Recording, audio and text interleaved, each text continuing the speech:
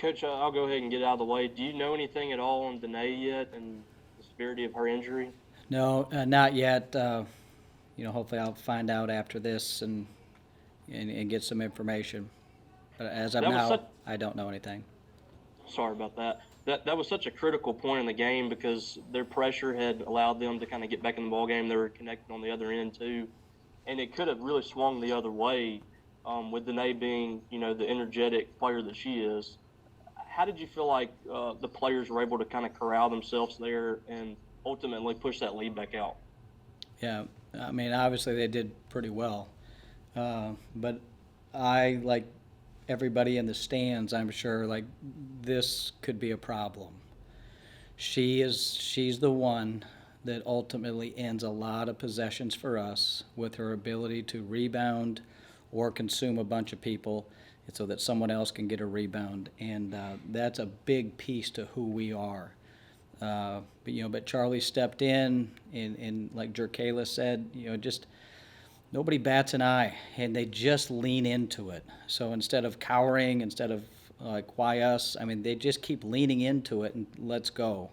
And they care, they care deeply about Danae and everything. But some ways to honor somebody that's not there is to really play hard and honor them that way. And it sure seems like that's what we do.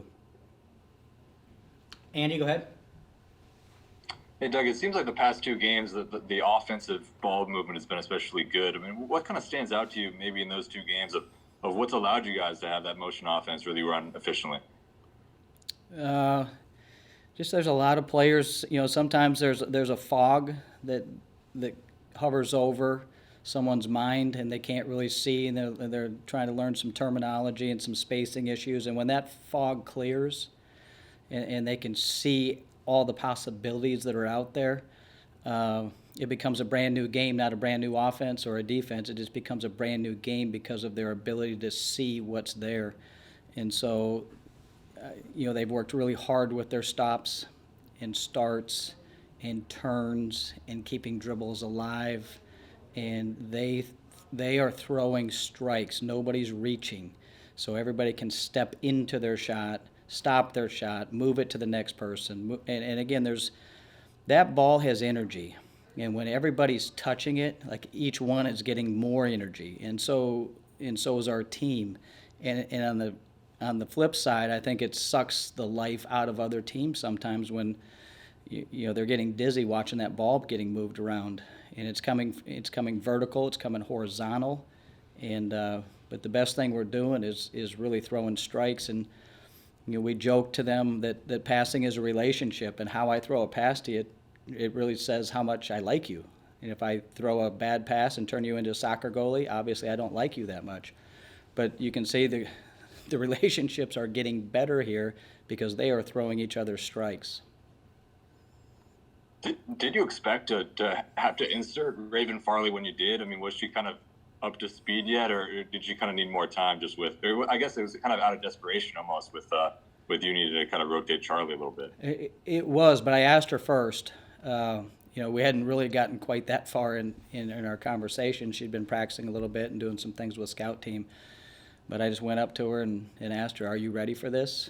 And she said, she just smiled at me, which she hadn't smiled in a while. And so I like getting smiles every now and then. And she said, "Yeah, let's do it." And I said, "Let's go have fun." What's to say about the team overall? That I mean, you've had some hurdles this season, and it seems like you don't really back away from them. You kind of, I guess, smile a little bit and go for it.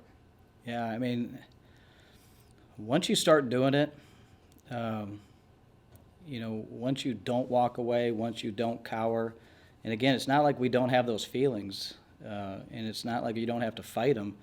It's just that once you've proven that you can do it, it gives you a lot of confidence going into the next game, the next problem, the next set of adversities, because it's never if they're going to come. It's always when.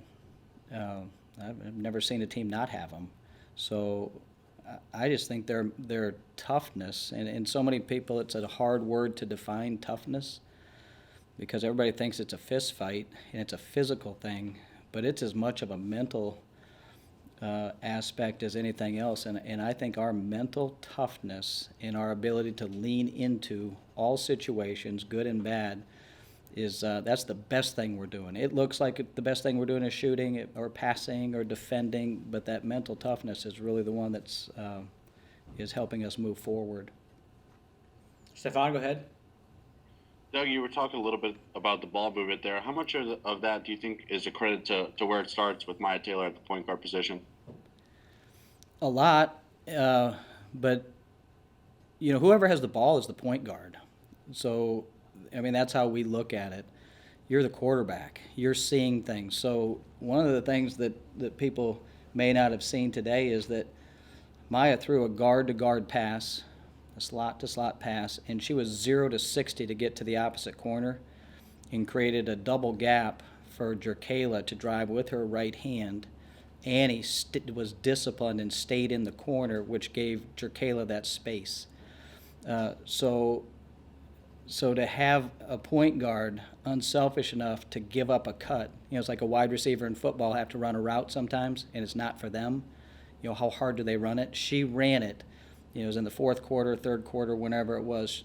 She went 0 to 60, and that was for a teammate.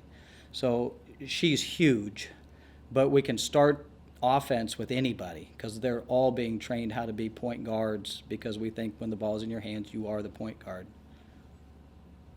Kayla was talking a bit about Maya kind of being the glue to the team and being level-headed when things get hard. I mean, when you've had so many obstacles this season, how important has she been for that? She's been incredible on the floor, off the floor.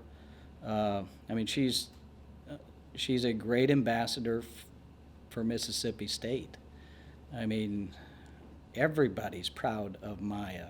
And again, when you get to coach her, I'm thankful for all her parents. I'm thankful for all the coaches that have helped her along the way. But, I mean, she helps us out because she's not afraid to speak up. She's not afraid to ask the question to a coaching staff if she didn't understand it or if she wanted clarification.